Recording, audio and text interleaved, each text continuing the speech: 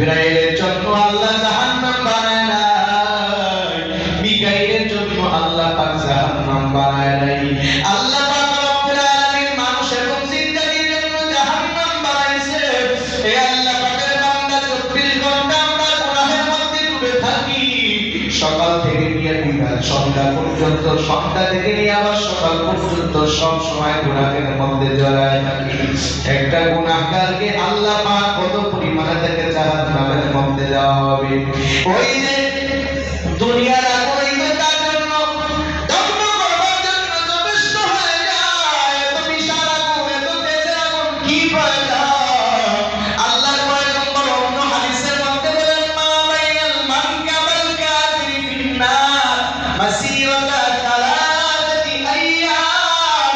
পয়গম্বর বলে জাহান্নামীকে যখন শাস্তি দেওয়া হবে, জাহান্নামের এক কাঠ থেকে নিয়ে অন্য কাঠ পর্যন্ত আল্লাহ পয়গম্বর বলে যে একটা দ্রুত ঘোড়া দিয়ে চলতে চলতে চলতে চলতে 3 দিনের পথ অতিক্রম করা যতটুকু যাইতে পারে, একটা জাহান্নামীর এক কাঠ থেকে নিয়ে অপর কাঠ পর্যন্ত তার এত বিশাল আল্লাহ পাক করে দিবে।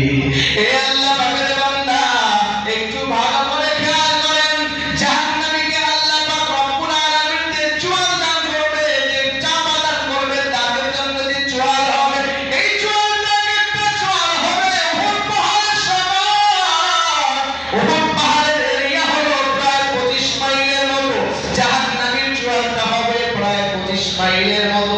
তার প্রাণের ব্যাপারে বলা হয়েছে রাস্তা একটা বিশাল পাহাড়, এই রাস্তা পাহাড়ের সমান, তার রাতটাকে গোটা করে দেওয়া হবে।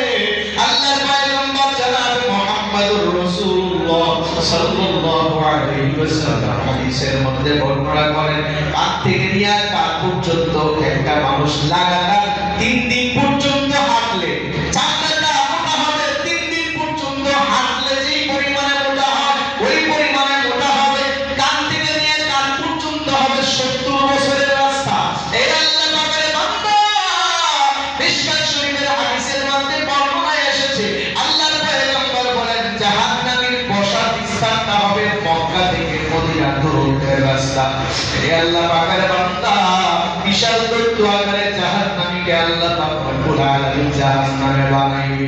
এইজন্য জাহান্নামের মধ্যে জাহান্নামীকে বেশি আগুন দিয়া আল্লাহ পাক তাদেরকে শাস্তি প্রদান করাইবে। এই মুসলমানের দাম, এখনো সময় আছে তওবা করিয়ে ফিরে আসো। এখনো সময় আছে নামাজ না ছাড়িয়া নামাজ ধরার চিন্তা করো।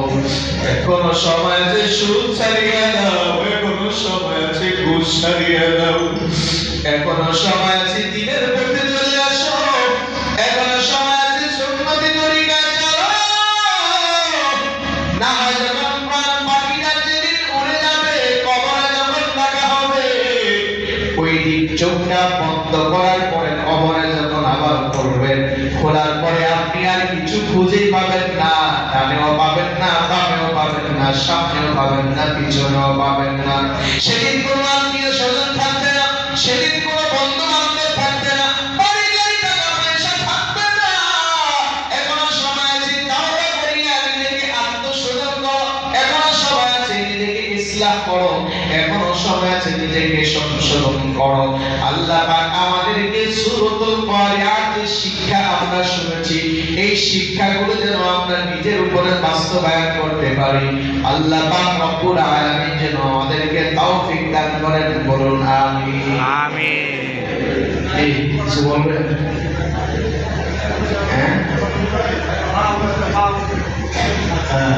আমাদের মসজিদে বৃষ্টির পানি, না বৃষ্টির পানিতে মসজিদের উত্তর দিকে ভিজে গিয়েছে। আমরা একটু ধৈর্য সহকারে বসি, আলেম সাহেব যারা আছেন এগুলো পরিষ্কার করার চেষ্টা করেন।